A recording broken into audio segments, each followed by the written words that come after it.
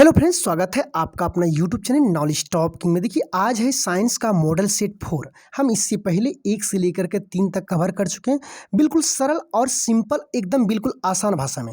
आज भी आपको ऐसी भाषा में बताएंगे ताकि आपके दिमाग में एक ही बार में क्वेश्चन छप जाए। चलिए शुरुआत करते हैं। फर्स्ट क्वेश्चन, पहला क्वेश्चन है कि यूरिया की अधिकतम मात्रा पाया जाता है। देखिए, यूरिया की जो अधिकतम मात्रा पाया जाता है वो मूत्र में पाया जाता है। अब कहिए मूत्र में क्यों पाया जाता है, ये समझ लीजिए। देखिए, पहले ये समझते हैं कि हमारे शरीर में यूरिया का निर्माण होता कहाँ। हमारे शरीर में यूरिया का निर्माण यकृत करता है। ध्यान रखिए, हमारे शरीर में यूरिया का निर्माण यकृत करता है। चूंकि यूरिया का अब वहाँ कैसे निर्माण होता है ये समझ लीजिए। चूंकि यकृत जो है प्रोटीन को तोड़ने में, यानी प्रोटीन को उपापचयन में सक्रिय रूप से भाग लेते हैं, यानी प्रोटीन को विखंडन करने में वो माना सक्रिय रूप से भाग लेते हैं। ठीक है, जब प्रोटीन विखंडन होता है तो उसमें से कुछ विषैला पदार्थ जो अमोनिया निकलता है, तो यकृत क्या करता है, उस अमोनिया को यूरिया में कन्वर्ट कर देते हैं। तो आप कह सकते हैं कि यूरिया का निर्माण कहाँ होता है, यकृत में होता है। ठीक है, यूरिया का निर्माण यकृत में होता है। तो आप कह सकते हैं कि सर, जब यूरिया का निर्माण यकृत में होता है तब तो इसका मतलब है कि यूरिया सबसे अधिक जो है यकृत में पाया जाएगा। तो आप मूत्र क्यों बता रहे हैं, ये भी कह सकते हैं आप। देखिए, यूरिया का निर्माण यकृत में होता है, ध्यान रखिएगा। और यह भी का सवाल, यूरिया का निर्माण यकृत में होता है और यानी यूरिया सबसे अधिक शरीर में संकेंद्रण यानी जमा भी रहता है यकृत में ही। ठीक है, संकेंद्रण यदि पूछ ले सवाल में, यूरिया का सबसे अधिक संकेंद्रण कहाँ रहता है, तो कहाँ रहता है, यकृत में। लेकिन मूत्र तो बाहर निकाला जाता है। ठीक है, तो अब जो क्या वो जमा करके रख लेंगे, नहीं, उस यूरिया को बाहर निकालेंगे। तो बाहर किसके माध्यम से निकलते हैं, मूत्र के माध्यम से निकल जाते हैं। बाहर किसके माध्यम से निकल जाते हैं, मूत्र के माध्यम से। तो जाहिर सी बात है, जब बाहर निकलेंगे मूत्र में, तो मूत्र में सबसे अधिक किसकी मात्रा है, यदि पूछ लेंगे मूत्र में, यदि मूत्र में सबसे अधिक तो पानी रहता है मात्रा। 4 ऑप्शन दे देगा, निम्नलिखित में से सबसे अधिक यूरिया किस में पाया जाता है। जल दे देगा, अलग से जल, मूत्र नहीं देगा, जल दे देगा, ब्लड दे देगा, मूत्र दे देगा, या और कोई ऑप्शन 4 दे देगा। ठीक है, तो उसमें से आप किस में मारिएगा सबसे अधिक ज़्यादा, तो और जाहिर सी बात है सबसे अधिक जो है यूरिया मूत्र में पाए जाएंगे। क्यों? क्योंकि यकृत ने जो अमोनिया को यूरिया में बदला, ठीक है, यूरिया में बदला, वो यूरिया मूत्र के माध्यम से हमारे शरीर से बाहर निकल जाते हैं। ठीक है, तो इसलिए कन्फ्यूजन नहीं करना है। यहाँ पे 3 क्वेश्चन पूछता है। पहला क्वेश्चन पूछता है जो सबसे इंपॉर्टेंट है कि हमारे शरीर में यूरिया का निर्माण कहाँ होता है, तो एकदम सीधा सीधी मारिएगा, हमारे शरीर में यूरिया का निर्माण यकृत में होता है। ठीक है, दूसरा पूछता है, ऑप्शन देगा अलग अलग करके कि निम्नलिखित में से यूरिया सबसे अधिक मात्रा में किस में पाए जाएंगे, तो उस कंडीशन में मूत्र में पाए जाएंगे। क्योंकि यूरिया का निर्माण यकृत भले किया, लेकिन वो निकला किसके माध्यम से, मूत्र के माध्यम से, और मूत्र के माध्यम से बाहर निकल जाएंगे तो ऑलरेडी जाहिर सी बात है कि उसमें ज़्यादा मात्रा में पाए जाएंगे। तो हमें उम्मीद है कि इस क्वेश्चन का कन्फ्यूजन आपको दूर हो गया होगा।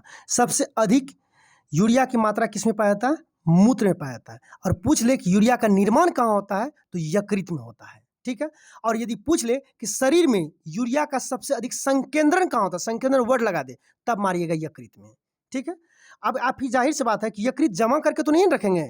ठीक है, उसके पास जो जमा भले है, लेकिन वो धीरे धीरे क्या करते रहते हैं, निकालते चले जाते हैं। यानी यह तीसरे वर्ड में ये पूछ ले कि यूरिया, अमोनिया को यूरिया में कौन बदलता है, शरीर का कौन सा पार्ट है जो अमोनिया को यूरिया में बदलता है, तो मारिएगा यकृत।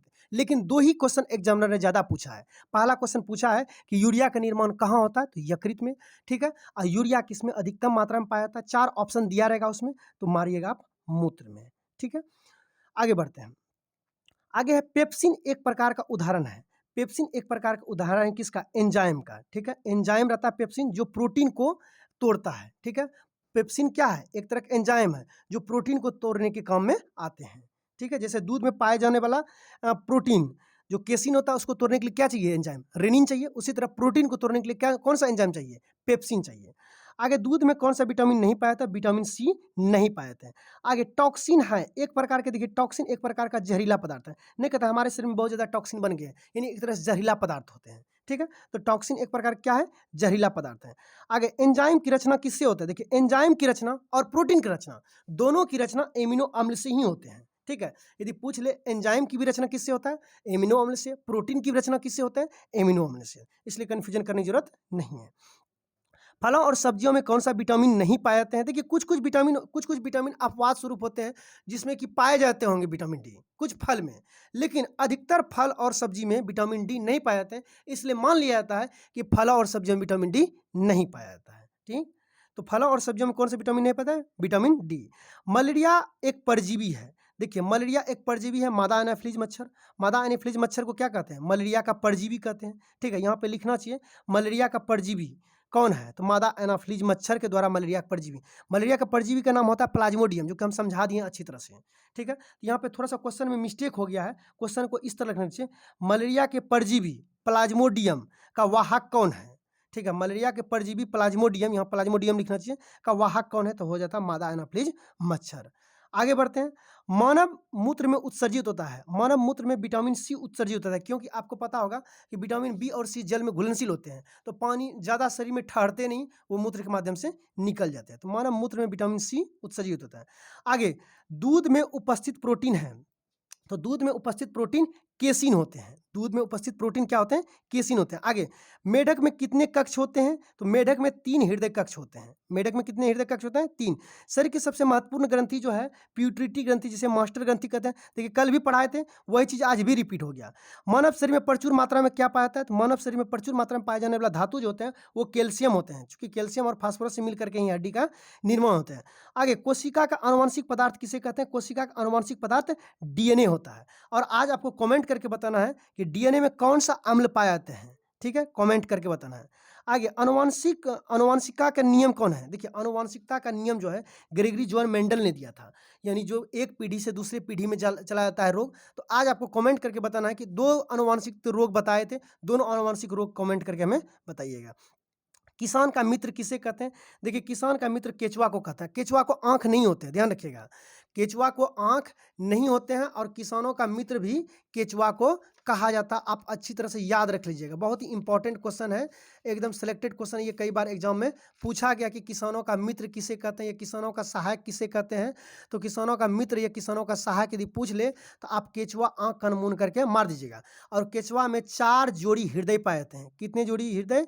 4 जोड़ी हृदय। किसमें? केचुआ में। और केचुआ में नेत्र नहीं होते हैं। ठीक है, आगे बढ़ते हैं।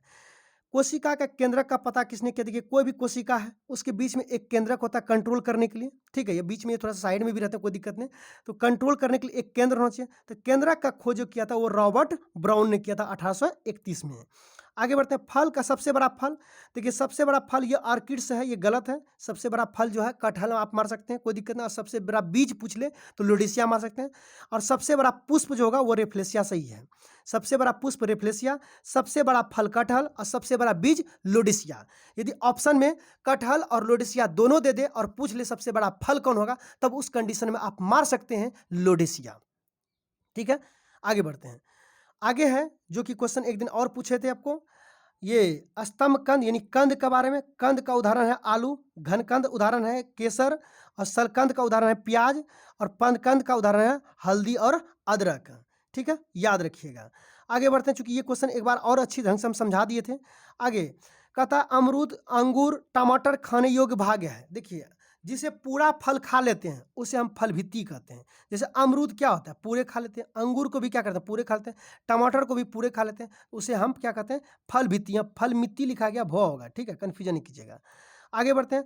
आम, पपीता, बैर के खाने योग्य भाग क्या? देखिए इसमें 3 पार्ट होते हैं, ऊपर में छलका होते हैं, बीच में गुठली होते हैं। तो क्या गुठली खाते हैं? नहीं, आम का छलका भी उतार देते हैं, गुठली भी को भी हटा देते हैं, बीच का गुद्दा खा लेते हैं। चाहे बैर लीजिए, बैर में भी क्या होते हैं? गुठली को छोड़ देते हैं, ऊपर का गुद्दा खाते हैं। ठीक है, तो इसमें भी हम कह सकते हैं, यानी जिसमें से पूरा भाग नहीं खाते हैं, ठीक, जिसका बीच वाला भाग खाते हैं, उसे हम मध्य फल भित्ति कहते हैं। जिसमें कि पपीता हुआ, आम हुआ। देखिए पपीता में भी बीच में बीज रहता है, तो बीज को हटा देते हैं और ऊपर से छलका भी हटा देते हैं, बीच में गुद्दा खाते हैं। थोड़ा सा बैर में आपको कन्फ्यूजन होगा, बैर में कन्फ्यूजन नहीं करना, याद रख लीजिएगा। ठीक है, तो आम, पपीता, बैर खाने योग्य भाग है, मध्य फल भित्ति जिसका मध्य वाला भाग खाते हैं।